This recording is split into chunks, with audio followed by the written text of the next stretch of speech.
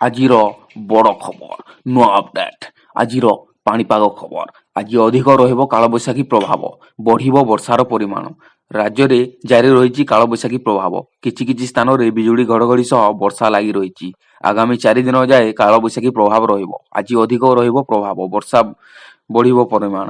ଆଜି ଉପକୂଳ ଅଭ୍ୟନ୍ତରୀଣ ଓ ପଶ୍ଚିମ ଓଡ଼ିଶାରେ ଅଧିକାଂଶ ସ୍ଥାନରେ ଘଡ଼ଘଡ଼ି ସହ ବର୍ଷା ହେବ। ଏଥିପାଇଁ 10 ଜିଲ୍ଲାକୁ ଅରେଞ୍ଜ ୱାର୍ଣ୍ଣିଂ ଦେଇଛି ପାଣିପାଗ ବିଭାଗ। ତ ଫ୍ରେଣ୍ଡସ୍, ଯଦି ଆମ ଚ୍ୟାନେଲକୁ ପ୍ରଥମ ଥର ପାଇଁ ଆସିଛନ୍ତି ତାହେଲେ ଆମ ଚ୍ୟାନେଲକୁ ଲାଇକ୍ କରନ୍ତୁ ଓ ସବସ୍କ୍ରାଇବ୍ କରନ୍ତୁ ଓ ପାଖରେ ଥିବା ବେଲ୍ ଆଇକନ୍କୁ ବଜାଇ ଦିଅନ୍ତୁ।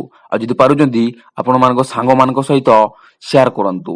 ଏସବୁ ଜିଲ୍ଲା ହେଲା ମୟୂରଭଞ୍ଜ, କେନ୍ଦୁଝର, ସୁନ୍ଦରଗଡ଼, ଝାରସୁଗୁଡ଼ା, ସମ୍ବଲପୁର, ବରଗଡ଼, ବଲାଙ୍ଗୀର, ନୂଆପଡ଼ା, କଳାହାଣ୍ଡି ଓ ନବରଙ୍ଗପୁର। ଏଥିରୁ ନବରଙ୍ଗପୁର, କଳାହାଣ୍ଡି, ନୂଆପଡ଼ା, ବରଗଡ଼, ଝାରସୁଗୁଡ଼ା ଓ ସୁନ୍ଦରଗଡ଼ ଜିଲ୍ଲାର କିଛି ସ୍ଥାନରେ ପ୍ରବଳ ବର୍ଷା ରହିଛି। 7 ରୁ 11 ସେଣ୍ଟିମିଟର ଯାଏଁ ବର୍ଷା ହେଇପାରେ। କିଛି ସ୍ଥାନରେ କୁଆପଥର ବର୍ଷା ବି ମଧ୍ୟ ହେବ। 13 ଜିଲ୍ଲାକୁ ବିଜୁଳି ଘଡ଼ଘଡ଼ି ସହ ବର୍ଷା ନେଇ ୟେଲୋ ୱାର୍ଣ୍ଣିଂ ଦେଇଛି ପାଣିପାଗ ବିଭାଗ। ଅରେଞ୍ଜ ୱାର୍ଣ୍ଣିଂ ଜାରି ଜିଲ୍ଲାରେ ଘଣ୍ଟା ପ୍ରତି 40 ରୁ 50 କିମି ବେଗରେ ପବନ ବହିବ।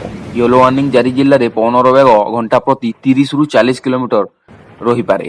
ଦକ୍ଷିଣ ଛତିଶଗଡ଼ରୁ ବାହାରି ଆରବ ସାଗର ପର୍ଯ୍ୟନ୍ତ ବ୍ୟାପିଥିବା ନିମ୍ନ ଚାପ ରେଖା ସହ ଓଡ଼ିଶା ଓ ଉପକୂଳ ଆଖପାଖ ଅଞ୍ଚଳରେ ଏକ ଗୁରୁଚାପ ରେଖା ସକ୍ରିୟ ରହିଛି।